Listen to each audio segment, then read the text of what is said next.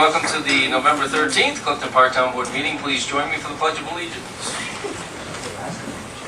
Pledge allegiance to the flag of the United States of America and to the republic for which it stands, one nation, under God, indivisible, with liberty and justice for all. All right, Pat, if you call the roll. Councilman Wheeler. Here. Councilman Stanard. Here. Councilman Romano. Here. Councilman Walloway. Here. Vice Barrett. Here, there are no board minutes to consider.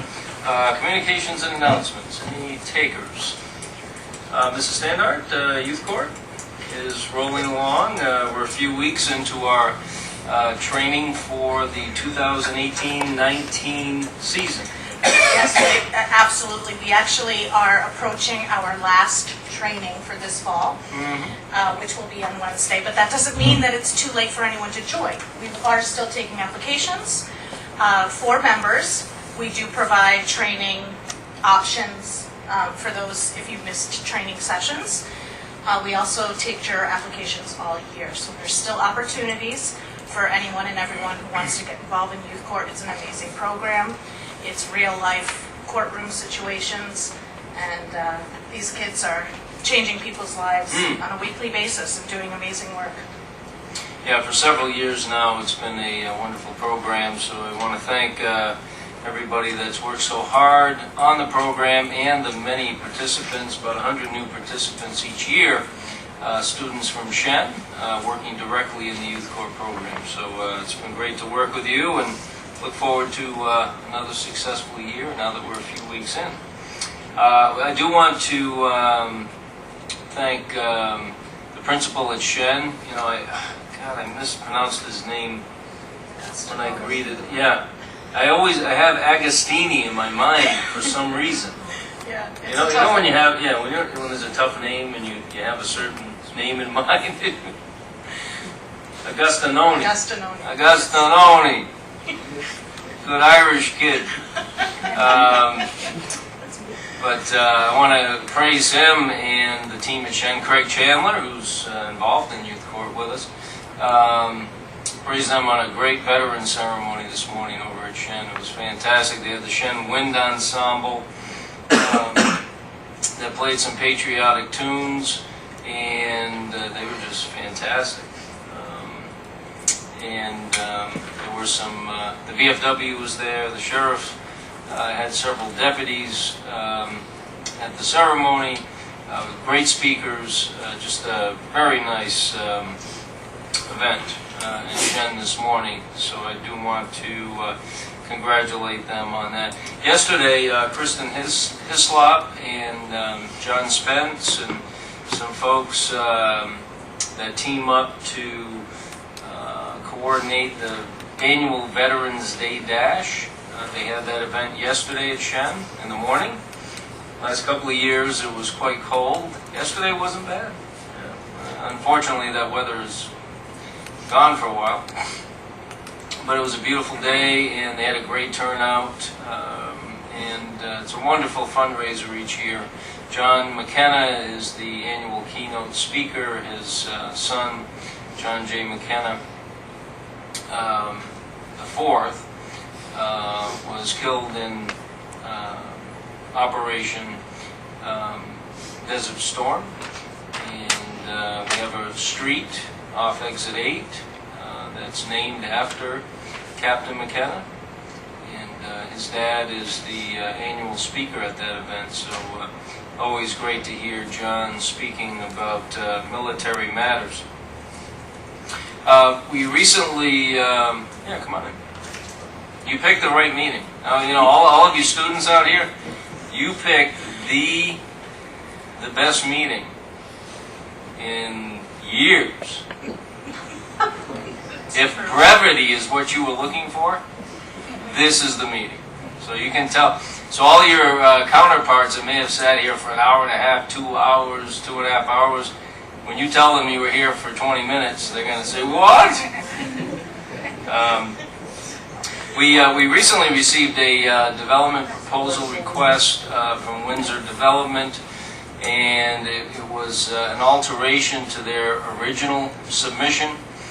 It's for the empty Kmart space at Exit 9. which has been empty for several years now. And the brick and mortar retail climate is very difficult right now. It's facing a number of challenges. I don't think that's exactly breaking news. Back in the late 90s, Exit 9 was experiencing difficulties. We had a lot of empty retail space, empty buildings. We were able to actively recruit retailers to Clifton Park to fill those areas. Kohl's, Target. We started with Boscov's, and that was that started the snowball in the positive direction, I guess you could say, to Exit 9 being revitalized, which was our goal. But now all these years, going on 18, 19 years later,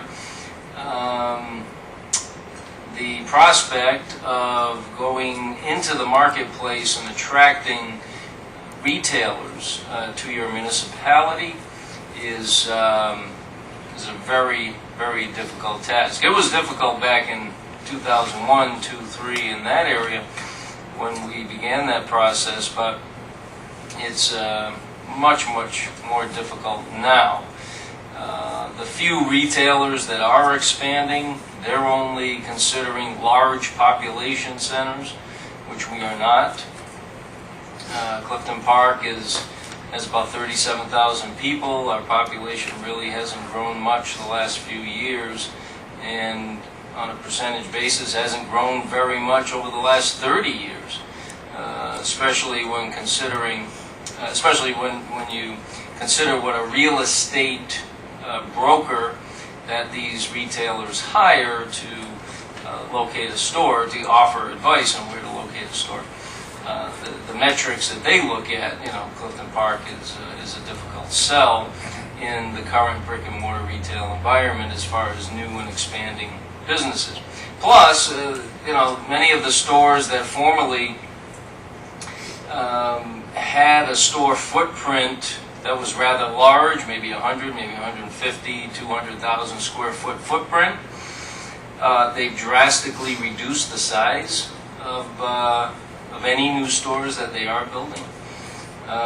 We've had discussions in the last few years with some major retailers, but nothing that came to fruition, unfortunately. So we have a Kmart location that has been empty for several years. Toys R Us, obviously that chain just went out of business, so we have Toys R Us empty.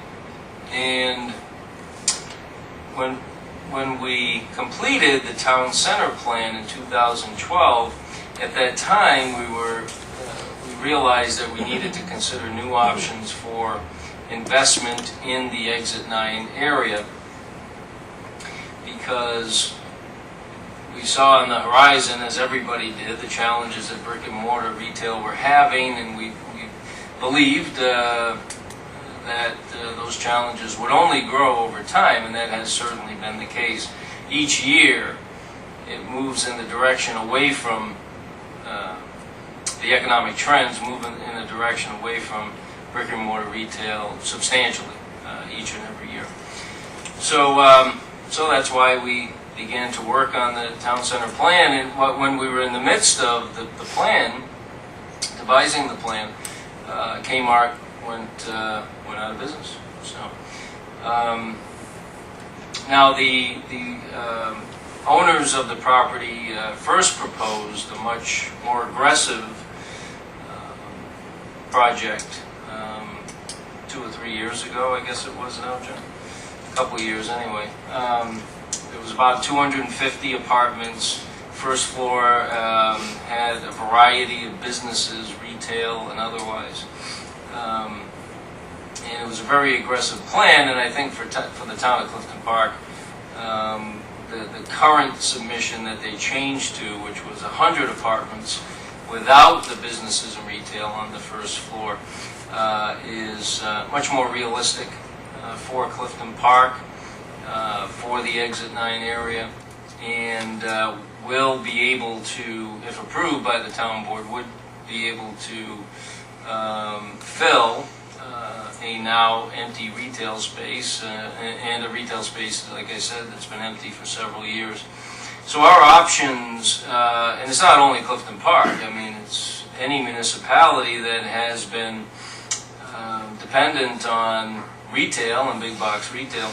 If they don't have a plan, and if they aren't considering other options for investment in the future, they'll be left behind, their tax bases will shrink, and we know what follows after that happens. You can look throughout many sections of New York State and see what happens.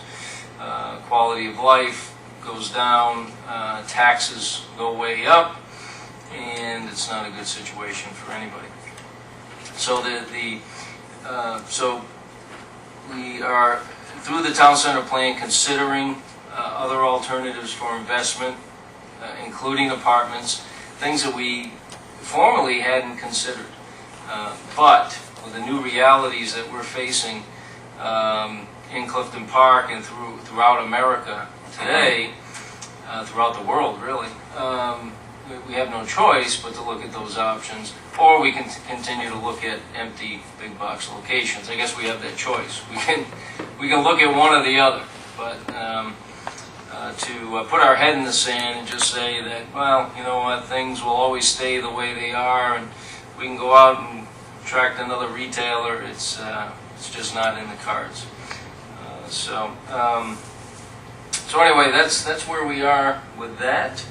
We'll refer that proposal to the planning board. I was planning on placing a resolution for consideration next week, to refer that to the planning board for their initial review, and then it'll come back to the town board for further consideration.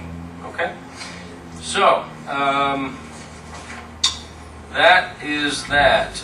We only have 3 resolutions tonight. So Pat, if you could read through those, and we'll consider each one individually.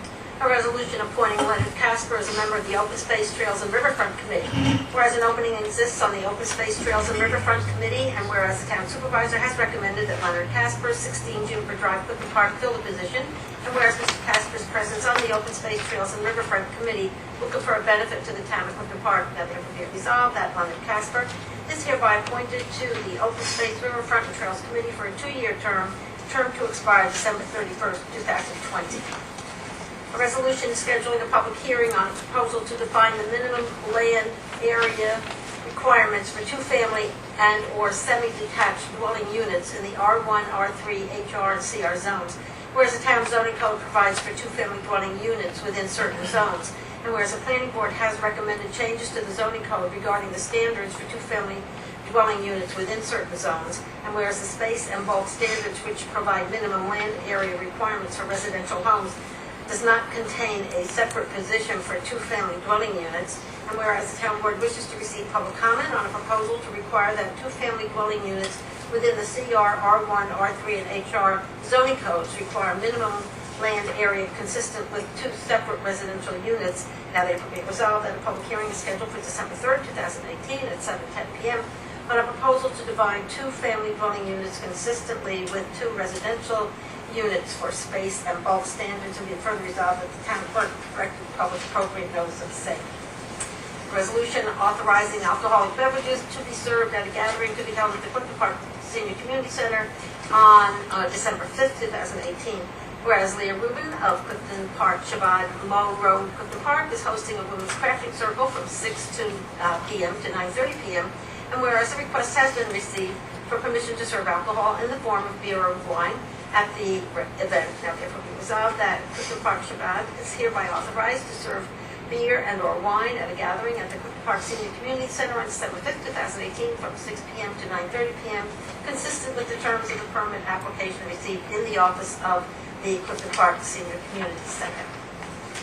Okay, that's it. Any questions on the resolutions? Okay, Pat, if you could read the heading, and we'll consider each resolution individually. Resolution number 266 of 2018, a resolution appointing Leonard Casper as a member of the Open Space Trails and Riverfront Committee. So moved. Second. Moved by Mr. Romano, second by Ms. Wallowit. And Mr. Casper is a recent retiree from the New York State Police. He was a captain, and I do like to capture the attention of people that I know that are about to retire or just retired, because that's the best time to engage them about volunteering on a town committee. So, so I talked to Mr. Casper, who I see quite often because he is so involved in many organizations throughout the town. He's been a volunteer with many different sports programs over the years.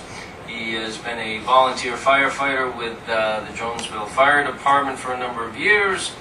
And I also see him at the Helping Hands Food Pantry, which is connected with the Jonesville Church off Main Street in Jonesville. We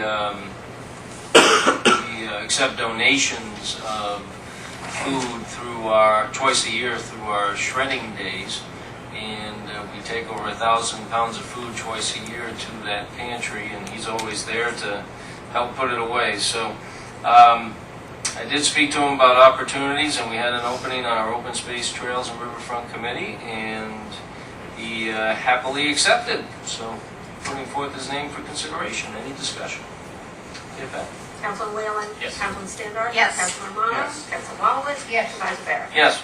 Resolution number 267 of 2018, a resolution scheduling a public hearing on a proposal to define the minimum land area requirements for two-family and/or semi-detached dwelling units in the R1, R3, HR, and CR zones. So moved. Second. Moved by Mrs. Standard, second by Mr. Whalen. John? Yes, the proposed public hearing would be to discuss amendments to Chapter 208, which is our zoning code, relative to density requirements for duplexes and semi-detached dwellings. Currently, our code makes a distinction that a duplex is one residential unit with a second residential unit located above or below the first, and semi-detached is two units or dwellings that are separated by a common party or firewall. Multifamily is three or more units, which isn't being amended under the current proposal. Currently, our code allows, I'll give an example, R1 residential with water and sewer, 20,000 square foot lots for a single family home, which is roughly a half-acre of land. And duplexes and semi-detached homes are allowed by special use permit, which is a permitted use, however, needs a permit granted by the planning board, in which the planning board can attach reasonable restrictions to that permitted use so it doesn't have a negative impact on other permitted uses in the zone, which in R1 would be single-family homes. So if somebody proposes a duplex or semi-detached dwelling, they currently come before the planning board. The proposal is to make that still by way of special use permit. However, the code is silent to the density requirements, and the amendment to the density requirements would basically say if you're proposing two units, which will define a duplex or semi-detached as the equivalent of two dwelling units, then the land area, the base density requirement doubles from 20,000 square feet to 40,000 square feet in the R1, and it looks at three of the other zones within 208 that also require special use permits that would proportionally double the density requirements based on the number of equivalent dwelling units that a duplex and semi-detached dwelling brings. Okay, very good. Any questions for John? Okay, so we'll have that public hearing coming up. Again, we're just setting that public hearing for December 3rd. Okay, Pat? Councilman Whalen? Yes. Councilman Standard? Yes. Councilman Romano? Yes. Councilman Wolowitz? Supervisor Barrett? Yes. Resolution number 268 of 2018, a resolution authorizing alcoholic beverages to be served at a gathering to be held at the Clifton Park Senior Community Center on December 5th, 2018. So moved. Second. Moved by Ms. Walowitz, second by Mr. Whalen. Anybody that utilizes town property, rents one of our facilities, they can request to serve alcohol, but they need permission from the town board to do so. Okay. Pat? Councilman Whalen? Yes. Councilman Standard? Yes. Councilman Romano? Yes. Councilman Wolowitz? Yes. Supervisor Barrett? Yes. Any other business to come before the board this evening? Okay. We'll go to public privilege. If you'd like to speak on a town matter, please raise your hand. We'll ask that you come forward. State your name and address for the record, and please keep it to 5 minutes or less. Anybody want to speak this evening? Any of our students have anything on their minds? No? At least nothing to tell us. That we want to share with us. Okay? A motion to adjourn. Second. Council Whalen? Yes. Council Sandar? Yes. Council Romano? Yes. Council Ballwood? Yes. Supervisor Barrett? Yes, thank you.